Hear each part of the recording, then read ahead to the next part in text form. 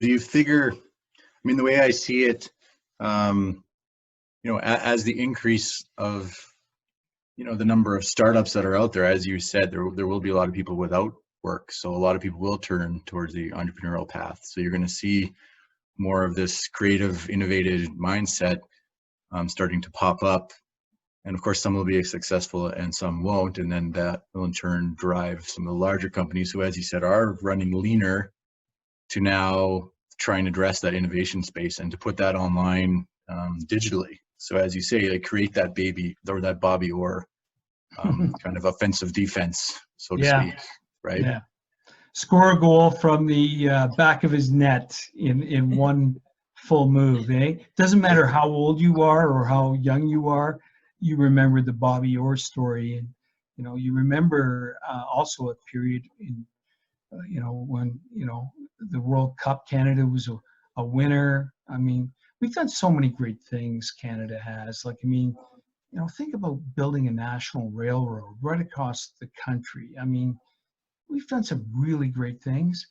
We need to kind of like step it up and measure up and support and protect, if we're going to be a provider of, essentially natural resources and all the channels that kind of like still fulfill natural resources in terms of export and finished products. We need to kind of like measure up and show more Canadian patriotism.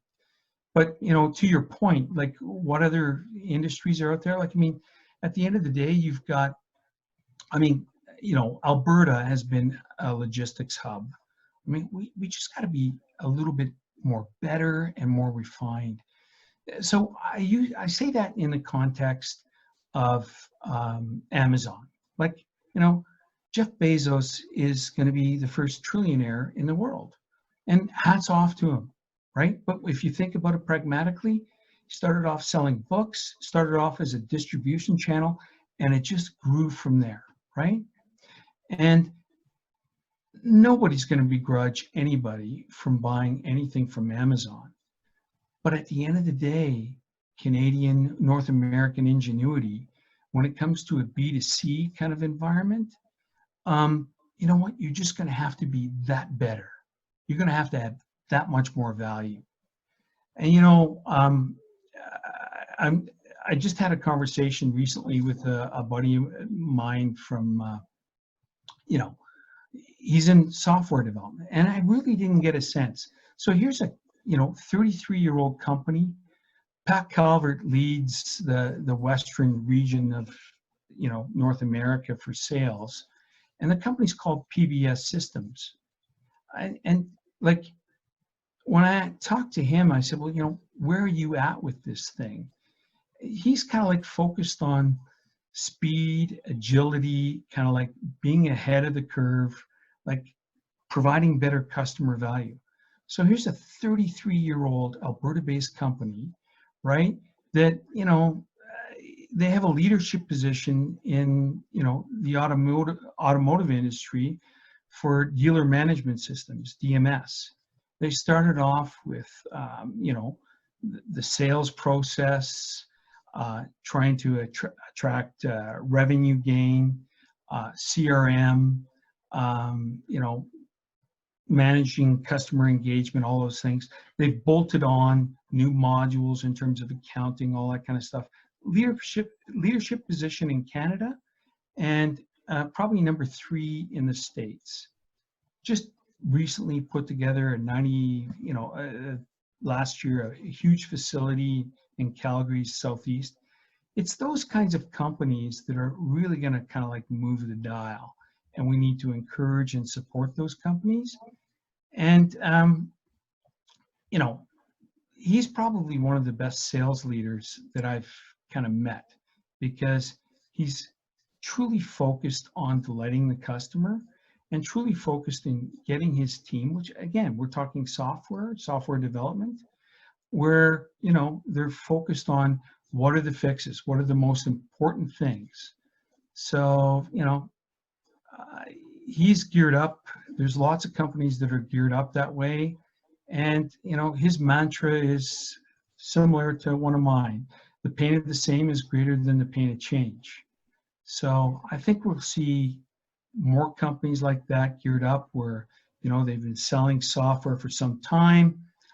Typically in software sales, you have the early adopters, you have the people that carry on forward, you have the the late adopters, the laggards. Everybody in the software kind of story of the world, if they're selling properly, they have a story to tell, and people are going to be open to it because they're looking for, again, status quo. High need for safety doesn't count anymore. It's all about performance. Show me how to increase my revenues. Show me how to reduce my costs, or show me how to kind of like mitigate my risks. That's what it's all about. Excellent. That's a great story. I never heard about the PBS systems before. Alberta has so many success stories beyond oil and gas. So thanks for sharing that, because we don't often hear about them. Yeah. James, are you more of a marketer or a sales professional? I'm going to stop you right there because we're going to run out of time. I'm going to have to reset the meeting, but I'll be able to cut this and repaste it together. Okay. So what I'll do is we'll leave the meeting. I'll send the invite. We'll just jump back in, send the invite, and then I'll re-ask that question. We can cut and paste so it runs smooth. Okay. So just click on the same link again. No, it'll be it's a new link. So this is it, like the 40 minutes we've gone. Yeah, I got the 10-minute, and I thought it was a good place to stop because I've asked the question, and then there'll be a natural pause. So once again, guys, I really appreciate this. I know you're going and saying, what the, but like, I mean, I think it's good. And if anybody else wants to do it and they want me to interview them, I'd probably do the same thing. Again, we're looking for a snippet, but yeah, I'll close it off. Send me an invite. All right. Okay. See you in a second. Thanks. See you in a second. So James, are you more of a marketer or a sales professional? Well, that's a pretty good one, a tough one. I guess I started off as a sales professional, got excellent training post-college from Pitney Bowes. Essentially I was a hunter and eater and gatherer, self-reliant, if you will. It was all performance-based. And, in that sense, in order to eat, you had to hunt. And the difference is that great hunters, good hunters, they have a plan and a method. Like, it's not just bows and arrows. It's, there's a lot of strategy involved. But even at Pitney Bowes, I felt there was very poor alignment with marketing and sales. Marketing would develop products, very little insight from, customers or sales feedback. And truth be known, Pitney Bowes could have been much bigger than it currently is. We had the very best sales and marketing training, as I said. And they would fly us all over the world. And these were top thinkers in terms of behavioral science, in terms of all sorts of psychology, well before some of the great gurus that did the firewalks and all that kind of stuff. We were like recruited by IBM professional, like presidents in Canada, all that kind of stuff. And we were just so arrogant and glib that, and we were making money that, we just didn't think that, was a smart thing to do. We were like, but, the point is that I guess that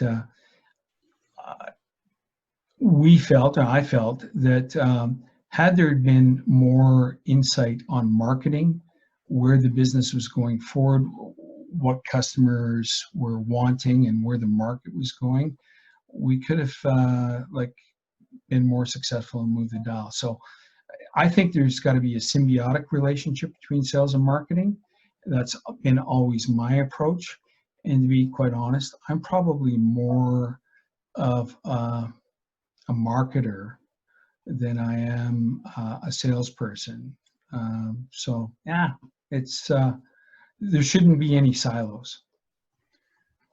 So do you think that there's been evolution, like not just in yourself, but in industry in general since your days at Brittany Bowes? Is it non-siloed now? Do you think that symbiotic relationship does exist for the most part now?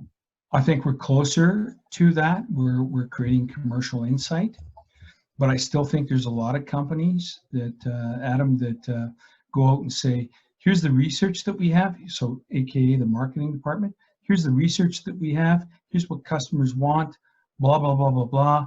We're going to provide the content, but it's not really solid commercial insight. So there's more focus, Adam, on companies saying, hey, we've got all these clicks, we've got all this here, we've got all this interaction. Like I'm talking more sort of B2B. B2C is pretty, you know, I mean, there's a lot of insight required on B2C, but at the end of the day, it's about capturing transactions. But when it comes to B2B, I think there's a lot of companies that, you know, provide a lot of information, but it's just general information. It's not telling businesses what, you know, they don't know about their business, but what they need to know about their business. And that's the disconnect. And that's, you know, that's interesting too, because was it Stephen Covey who said, like, the biggest impediment to being great is being good enough, you know? Yeah.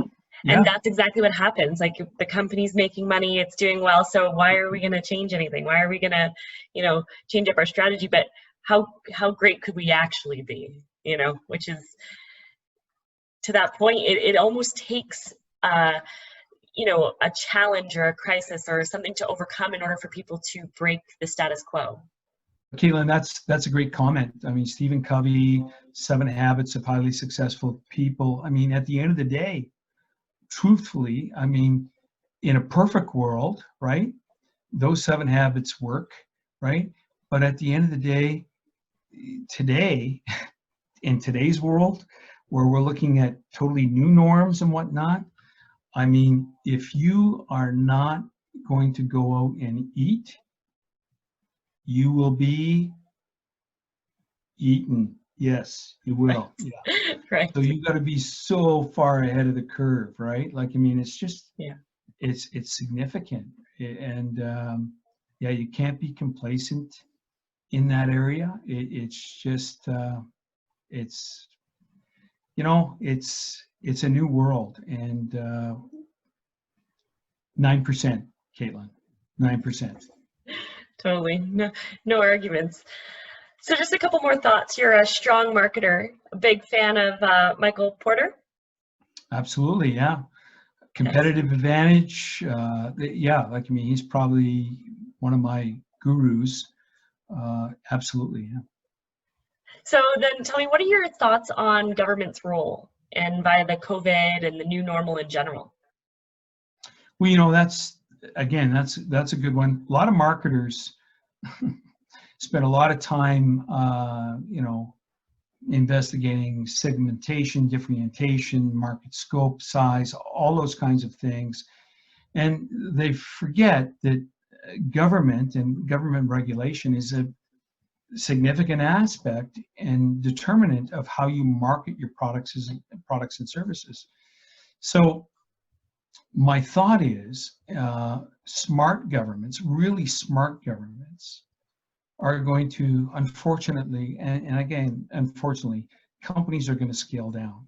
It's a lie and a misnomer to suggest otherwise. However, companies, as they scale down, they still have lots of talent. Like, and in the consulting and contracting world, if governments, whether it be federally or provincially, if they provided better tax incentives to support companies to contract out to consultants, and they could very well be, you know, they're ex-employees, et cetera, that have a lot of intelligentsia and have ideas, that's significant. And, you know, to actually provide an incentive for the actual consultant and contractors to continuously to add value. So to provide better value proposition to the prospective companies. So what I mean by that is, you know, we're gonna see a whole lot more digital courses, online courses.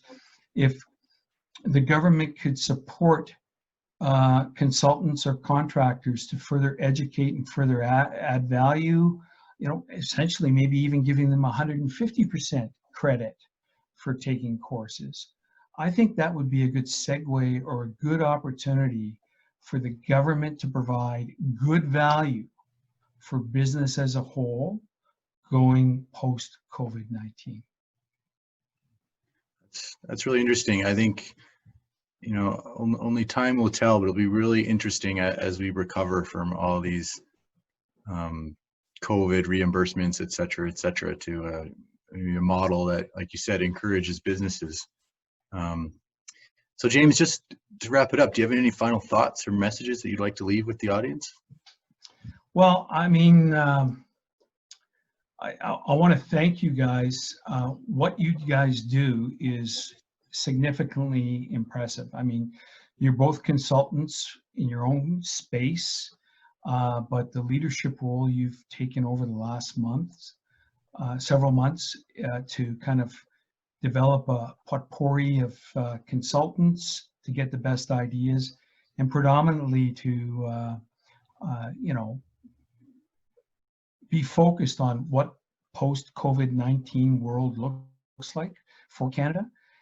And again, this is not a stroke. You guys have really been putting in a lot of man hours and time for this, so hats off to you. You know, I'm focused on companies that, you know, if they're missing a step, like, I mean, we're all missing a step, to be quite honest. I provide a lens as to what's missing. And, you know, from my Sincera moniker or perspective, I don't provide any wax. Like, I may tell you things that you may not like to hear, and odds are that I'm very likely to do that. So, you know, I'm not a highly political person. But, you know, if I can't help you, I can pretty much guarantee that I can point you in the right direction where somebody that can help your organization to be successful post-COVID-19 and to get quick revenue growth. So there you have it. That's great. Well, Fantastic. thank you so much for your time, James. Really appreciate it. Yeah, thank you, James.